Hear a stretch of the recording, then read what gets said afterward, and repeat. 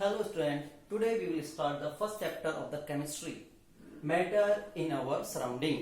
कि हमारे चारों ओर जो है वो मैटर्स हम किसे बोलते हैं, हमारे चारों ओर मैटर क्या क्या है. Now we will study about that matter. तो first of our heading is matter. What is matter? Matter बोलते किसे हैं? तो the anything that have a mass and occupies the space. कि कोई भी चीज जिसमें मास भी हो और जगह भी घेरती हो, दैट इज कॉल्ड मैटर. मास भी होना चाहिए और क्या हो, जो जगह भी घेरती है, तो उसी को हम बोलते हैं मैटर. जैसे कि हमारा ये व्हाइटनर है and that is black boards है, और जो भी चीज है यहाँ पर सब में मास भी है एंड हैव ए स्पेस. और इनके ये जब हम कहीं रखेंगे तो ये क्या करती है, जगह भी घेरती है. ऑक्यूपाई द स्पेस मतलब जगह भी घेरते हैं. कितना कोई ऑब्जेक्ट ऑक्यूपाई करता है space, equal to its volume. जितना उस ऑब्जेक्ट का वॉल्यूम होता है उतना ही वो ऑब्जेक्ट स्पेस को ऑक्यूपाई करती है. तो ऐसी कोई भी चीज जिसमें मास भी हो और स्पेस भी ऑक्यूपाई करती है, that is known as matter. तो समझ आया मैटर किसे बोलते हैं? इसमें दो चीजें समझ में आई. एक तो क्या होना चाहिए, मास भी होना चाहिए and space. Occupy the space. तो जिस चीज में दोनों चीजें होती है, that is known as matter. अब जैसे अगर हम आपसे पूछें क्या एयर इज ए मैटर, क्या एयर मैटर है? तो अब बच्चा यहाँ पर कंफ्यूज होता है, एयर इज ए मैटर और नॉट एयर तो हमें नहीं दिख रही, but air is a matter क्योंकि एयर में मास भी है and air occupy the space. Air में मास भी होता है और एयर ऑक्यूपाई करती है किसको, स्पेस को. तो air is also considered in matter. तो एयर भी किस में आएगी, मैटर में आएगी. अब हम कैसे बताएंगे कि एयर जो है उसमें मास भी है और ऑक्यूपाई द स्पेस भी है, उसे अब हम समझना कैसे. हमने एक बैलून लिया. अब बैलून में जब हम हवा भरते हैं तो आप देखते हो बैलून इन्फ्लेट हो रहा है. बैलून क्या हो रहा है, फूल रहा है. Why the balloon is inflating? जब हम उसमें हवा भर रहे हैं तो क्यों ऐसा वो इन्फ्लेटिंग हो रहा है, क्यों फूल रहा है? क्योंकि जब एयर बैलून के अंदर जाती है तो वो एयर बैलून में जाकर एयर को क्या चाहिए, स्पेस चाहिए, जगह चाहिए. और आप कंटिन्यूसली एयर को उसमें क्या कर रहे हैं, कंप्रेस कर रहे हैं. तो वो उस पर बैलून की वाल पर प्रेशर लगा रही है, जिसकी वजह से बैलून क्या हो रहा है, फूल रहा है. तो एयर का अंदर जाकर बैलून में और बैलून का फूलना, इन्फ्लेट होना, ये इंडिकेट करता है कि एयर ऑक्यूपाई द स्पेस, कि एयर को भी रहने के लिए क्या चाहिए, जगह चाहिए. तो एयर में ऑक्यूपाई स्पेस हो गया. दूसरा, एयर में मास भी होता है. अब देखिए समझिए, हमने एक रोड ली. इस रोड को हमने बीच में से हैंग कर दिया है, बिल्कुल बीच में से हैंग है. दो इक्वल साइज के जिसमें equal amounts of air is fill. दो इक्वल अमाउंट्स के हमने बैलून लिए जिसमें इक्वल अमाउंट ऑफ एयर है जो है वो भरी हुई है. हमने यहां पर उसके कोन ऊपर उन्हें हैंग कर दिया है.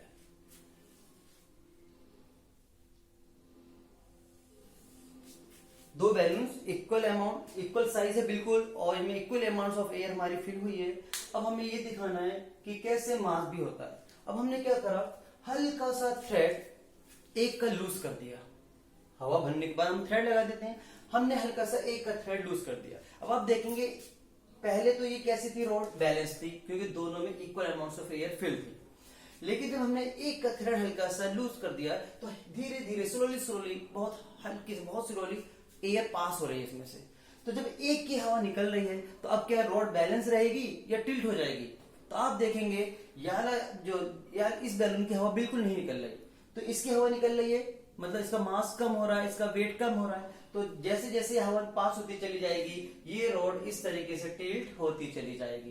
पहले बैलेंस में थी क्योंकि दोनों में इक्वल अमाउंट्स ऑफ एयर थी.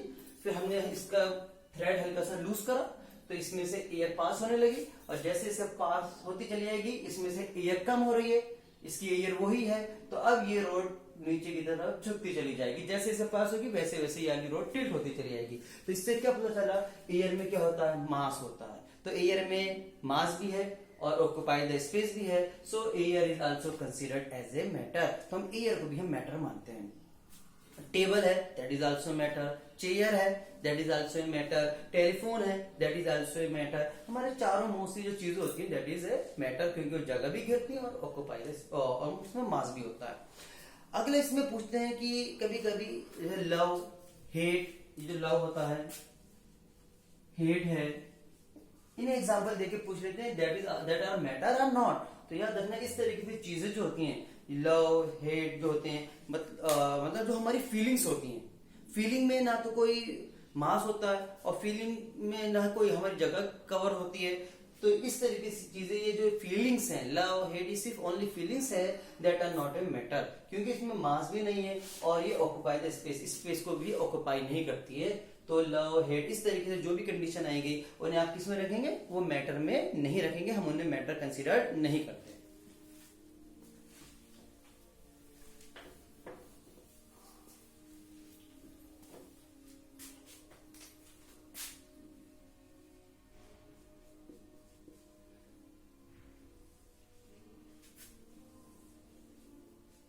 अब मैटर को मॉडर्न फिजिक्स के अकॉर्डिंग दो पार्ट में डिवाइड किया गया है। इसकी दो प्रॉपर्टीज के बेस पर मैटर को डिवाइड करा है। एक है फिजिकल प्रॉपर्टीज के बेस पर मैटर का डिवीजन और एक है केमिकल प्रॉपर्टीज के बेस पर मैटर का डिवीजन।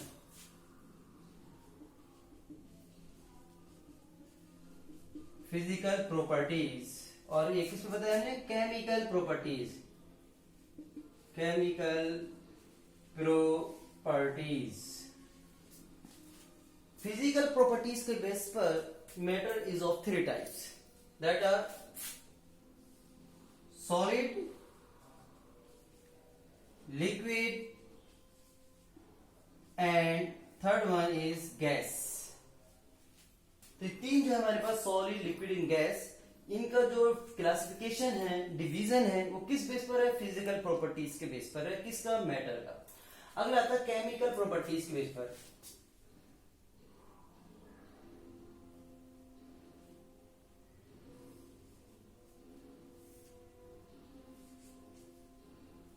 अब इसका जो केमिकल प्रॉपर्टीज के बेस पर जो डिवीजन है, that is of three types and that are element, compound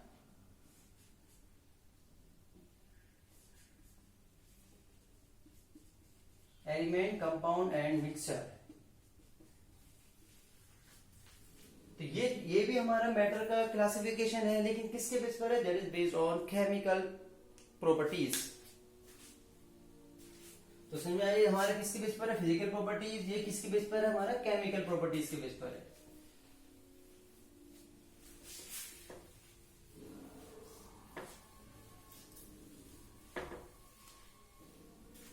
Now our next heading is Brownian motion. Brownian motion किसे बोलते हैं, Brownian motion? Zigzag motion is known as Brownian motion. Zigzag motion. Sometimes particle move in this way, sometimes in this way, sometimes in this way, sometimes in this way. तो ये जो टेढ़ी मेढ़ी motion जो होती है, टेढ़ी मेढ़ी zigzag जो motion होती है, that is also known as Brownian motion. किसकी, सबसे पहले इसे जो डिस्कवर करा था, Brownian motion को जो डिस्कवर करा था, वो रॉबर्ट ब्राउन ने करा था।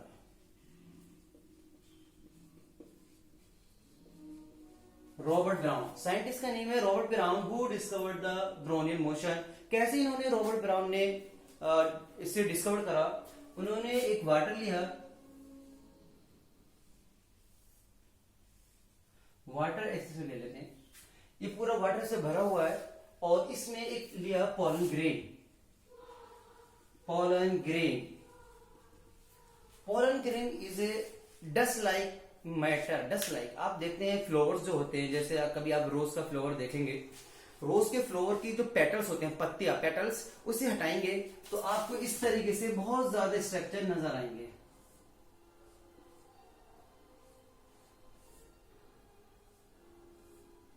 ये इस तरीके से वहां पर रोज के फ्लावर जब हटाए लेंगे, ऊपर से उसके पेटल्स को इस तरीके से हटाएंगे तो आपको इस तरीके से बहुत ज्यादा स्ट्रक्चर्स नजर आएंगे। ये फ्लावर का मेल रिप्रोडक्टिव पार्ट्स है, ये आप 10th क्लास में पढ़ेंगे। इसके अंदर छोटे छोटे डस्ट लाइक पार्टिकल्स होते हैं, ये इसी के अंदर बहुत छोटे छोटे डस्ट लाइक पार्टिकल्स होते हैं, that is known as pollen grain. इसी को हम बोलते हैं पोलन ग्रेन, जिसका वेट बहुत हल्का होता है। डस्ट लाइक मतलब बहुत कम वेट होता है इसका। तो इस रॉबर्ट ब्राउन ने इस पोलन ग्रेन को यहां से लिया, लेकर इस वाटर में रख दिया, यहाँ पे पानी भरा हुआ वाटर में रख दिया। तो वाटर में रख दिया, वो देखता है कि pollen grain sometimes move here and sometimes move here, sometimes move here, sometimes move here, sometimes move here, sometimes move here, sometimes move here, sometimes move here. इस तरीके से ये pollen grain मूव कर रहा है। फिर इस तरह से गया, फिर ऐसे गया, ऐसे गया, ऐसे गया, ऐसे गया, ऐसे। तो ये पोलन ग्रेन की मोशन है। कैसी मोशन है? स्ट्रेट लाइन है और जिगजैग है, that is a zigzag motion. इसी को उसने बोला Brownian motion, zigzag motion of the particle, that is known as Brownian motion. अब देखिए यहाँ पर ये ऐसे क्यों मूव कर रहा है? असली रीजन आता है कि ये मूव क्यों कर रहा है, ऐसे क्यों जा रहा है जिगजैग लाइन पर, कभी इधर पोलन ग्रेन क्यों जा रहा है? तो उसका रीजन क्या है कि जब हमने पोलन ग्रेन को यहाँ पे रखा तो वाटर का पार्टिकल्स आया, उसने यहाँ पे टक्कर मारी इसको और ये पोलन ग्रेन इधर चला गया। फिर कोई वाटर का पार्टिकल इधर से आता है और वो इधर इसको स्ट्राइक करता है तो ये इधर भाग जाता है। फिर इधर से कोई वाटर का पार्टिकल आता है, इधर स्ट्राइक करता है, इधर चला जाता है। तो वाटर के पार्टिकल में क्या है? मोशन है।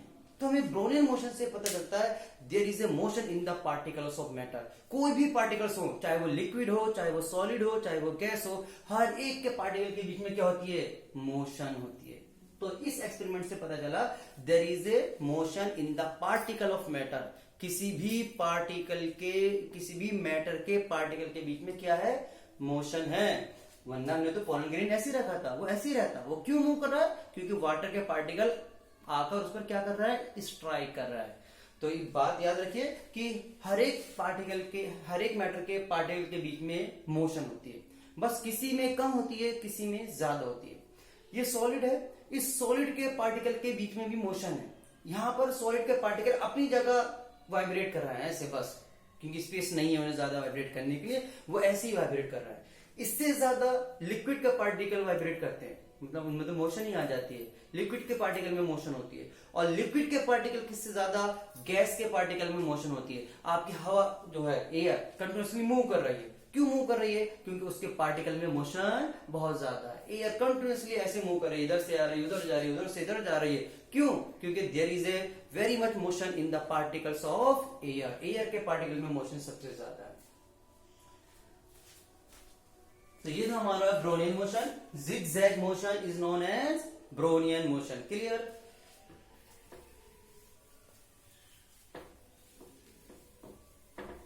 इसके बाद our next topic is diffusion.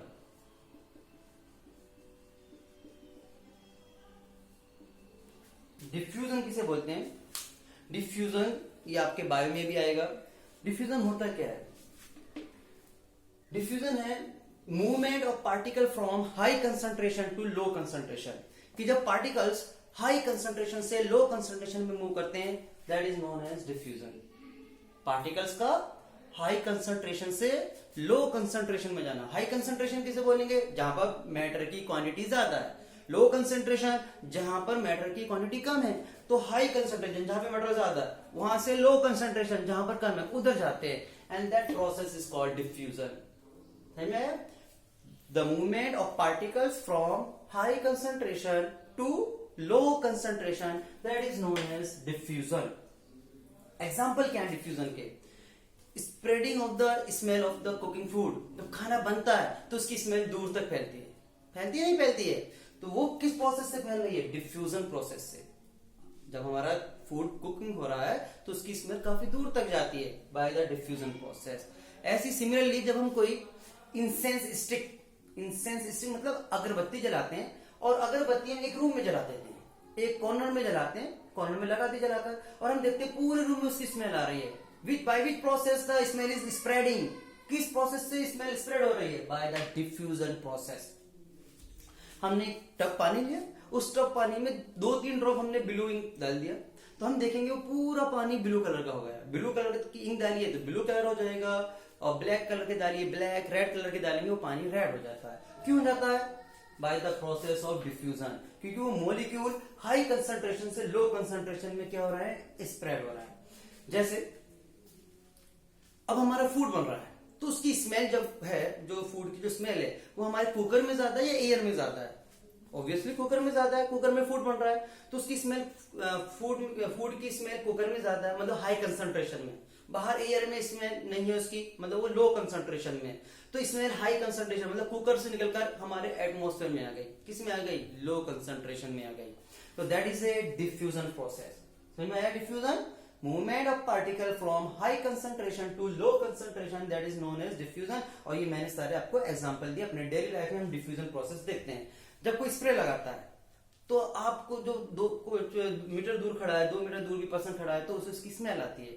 वो किस प्रोसेस से आ रही है, क्योंकि हमने ड्यू वगैरह जो परफ्यूम लगाया है वो अपने क्लोथ पे लगाया है, अब उसकी वेपर्स बनती है।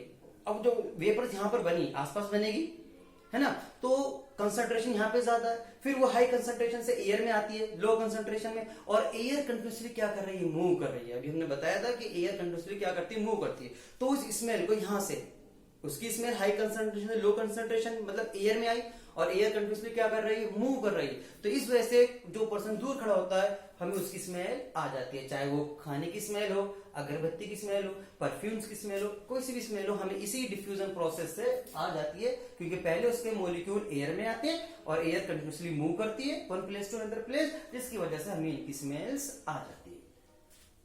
अब यहाँ पे क्वेश्चन पूछते हैं डिफ्यूजन प्रोसेस जो है सबसे फास्ट, अच्छा डिफ्यूजन प्रोसेस होता है किसमें, सॉलिड में, लिक्विड में, या गैस में। तो याद रखना diffusion process occur in all the 3 process. It occurs in solid, it occurs in liquid and it occurs in gas. Gas में तो होता ही है, सारे एग्जांपल हमने भी गैस के ही दिए। तो डिफ्यूजन जो होता है वो 3 प्रोसेस में होता है। It occurs in gas, liquid and solid.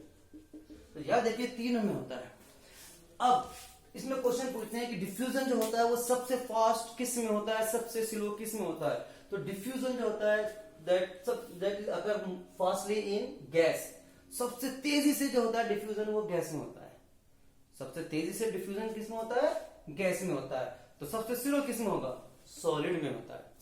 सबसे तेजी से गैस में डिफ्यूजन होता है, सबसे स्लो सॉलिड में होता है। अब इसमें क्वेश्चन हम बना सकते हैं या पूछ भी सकते हैं, पूछ भी गया है बहुत से स्कूलों में कि जो गैस में डिफ्यूजन सबसे फास्ट क्यों होता है, सॉलिड में डिफ्यूजन सबसे कम क्यों होता है। तो इसका सबसे सिंपल आंसर है गैस के पार्टिकल के बीच में गैप ज्यादा होता है। याद रखिए गैस का, जैसे गैस के पार्टिकल्स हैं, ये गैस के पार्टिकल्स हो गए, that is liquid particles and that is solid particles. तो सबसे ज्यादा गैप जो है वो किसके पार्टिकल के बीच में, लिक्विड गैस के पार्टिकल के बीच में। तो जब गैस के पार्टिकल के बीच में गैप ज्यादा है तो उसमें किसी भी चीज का एंटर करना कैसा रहेगा, आसान रहेगा। तो कोई सी भी चीज गैस के पार्टिकल में आसानी से एंटर कर जाती है, इसकी वजह से गैस में डिफ्यूजन सबसे फास्ट होता है। तो गैस में डिफ्यूजन सबसे फास्ट है, क्यों, क्योंकि उसके पार्टिकल के बीच में गैप सबसे ज्यादा है, तो कोई भी चीज उसमें आसानी से एंटर कर जाती है। अब देखिए सॉलिड के पार्टिकल के बीच में गैप कैसे दिखाया हमने, बहुत कम है। तो जब गैप बहुत कम है, पहले ही इसमें गैप बहुत कम है, तो किसी दूसरी चीज का इसके अंदर एंटर करना कैसा होता है, मुश्किल होता है। तो इसकी वजह से सॉलिड में डिफ्यूजन सबसे कम होता है। और ये लिक्विड है तो लिक्विड में कैसा होगा, लिक्विड गैस से कम, सॉलिड से ज्यादा होगा। तो ये गैस के तो एग्जाम्पल आपको पता ही है। अब हमें बताना कोई लिक्विड का एग्जाम्पल, ये भी अभी हमने बताया था कि जब हम इंक डालते हैं किसी भी कलर की वाटर में तो वाटर का कलर वैसे ही हो जाता है। तो that is a diffusion in liquid. या हमारे एक्वेटिक लाइफ में कंटिन्यूसली जो पानी के अंदर हैं, जो भी है मछली है या कुछ और मेढक वगैरह हो, तो उन्हें भी जिंदा रहने के लिए, वो भी लिविंग थिंग्स है, and all the living things needs oxygen for the respiration. और जितनी भी लिविंग थिंग्स हैं उन्हें जिंदा रहने के लिए रेस्पिरेशन करते हैं, और रेस्पिरेशन में कौन सी गैस चाहिए होती है, ऑक्सीजन। तो उन्हें ऑक्सीजन कहां से मिलती है, तो याद रखना हमारा जो जितनी भी वाटर बॉडीज हैं उन सब में oxygen by the diffusion process goes inside. Oxygen हमारे एटमॉस्फेयर से डिफ्यूजन प्रोसेस से कहां जाती है, पानी के अंदर जाती है, ऑक्सीजन भी जाती है, CO2 भी जाती है। ये डिफ्यूजन प्रोसेस से पानी के अंदर पहुंच जाती है, और वो एक्वेटिक लाइफ उस ऑक्सीजन को यूज कर लेते हैं फॉर द रेस्पिरेशन, सांस लेने में। अब अगर हम यहाँ पे क्वेश्चन आता है, वो पूछा जाता है कि जब हमारा फूड ठंडा होता है तो उसकी स्मेल हमें नहीं आती है, और जब खाना फूड हमारा गर्म है, नया नया ताजी बन रहा है, तो उसकी स्मेल काफी दूर तक जा रही है। लेकिन वही फूड जब ठंडा हो गया तो उसकी स्मेल नहीं आ रही, और उसकी स्मेल करने के लिए हमें उसके बिल्कुल पास जाना पड़ता है। इसका क्या रीजन है, तो याद रखिए जितना फूड गर्म होता है, गर्म चीज में डिफ्यूजन फास्ट होता है, गर्म चीज में डिफ्यूजन फास्ट होता है, क्योंकि जितनी चीज गर्म होती है उसमें एनर्जी ज्यादा होती है, और जिस चीज में एनर्जी ज्यादा होती है तेजी से मूव करती है। हमारे अंदर एनर्जी है तो हम तेजी से भागेंगे, और अगर एनर्जी नहीं होगी तो हम सुस्त पड़ जाएंगे, हमारा हाथ ये चल रहा है ये भी नहीं चल पाएगा अगर हमारे अंदर बहुत कम एनर्जी बचेगी। तो जितनी तेजी से जिस पर्सन में जितनी एनर्जी होती है वो उतना वर्क कर पाता है। तो ऐसे ही अगर फूड में एनर्जी जब ज्यादा थी, गर्म था, एनर्जी ज्यादा थी, तो उसकी पार्टिकल तेजी से भाग रहे थे, तो कोई भी पर्सन दूर खड़ा था उसे स्मेल आ रही थी। लेकिन वही फूड जब ठंडा हो गया, जब फूड ठंडा हो गया तो एनर्जी क्या हो गई, कम हो गई, उसकी एनर्जी तो निकल गई। अब क्या होता है, उसमें डिफ्यूजन कैसा हो जाएगा, स्लो हो जाएगा। जब डिफ्यूजन स्लो हो जाएगा तो अब उसकी स्मेल ज्यादा दूर तक नहीं जाएगी, और किसी पर्सन को उसकी स्मेल करनी है तो उसको उसके बिल्कुल पास जाना पड़ता है उसकी स्मेल लेने के लिए।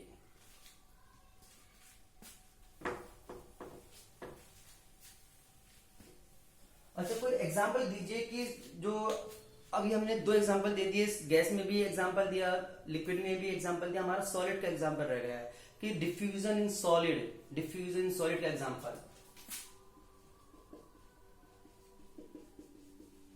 डिफ्यूजन इन सॉलिड कोई दे सकता है? सॉलिड में डिफ्यूजन, सॉलिड के अंदर डिफ्यूजन का कोई एग्जांपल, जैसे हमारा जो ब्लैक बोर्ड होता है, जैसे हमारे यही मान लीजिए that is A black board and that is A chalk, या हम यही मान लेते हैं ये बोर्ड से हमारा, और हमने इसमें कुछ लिखा और लिख कर मैंने 20 दिन तक इसे रब नहीं करा, 20 दिन तक इसे ऐसे ही छोड़ दिया। फिर जब हम आते हैं अगले दिन 20 दिन के बाद और इसे हम रब करते हैं तो ये आसानी से रब नहीं होता है। क्यों नहीं हो रहा है आसानी से रब? क्योंकि इसके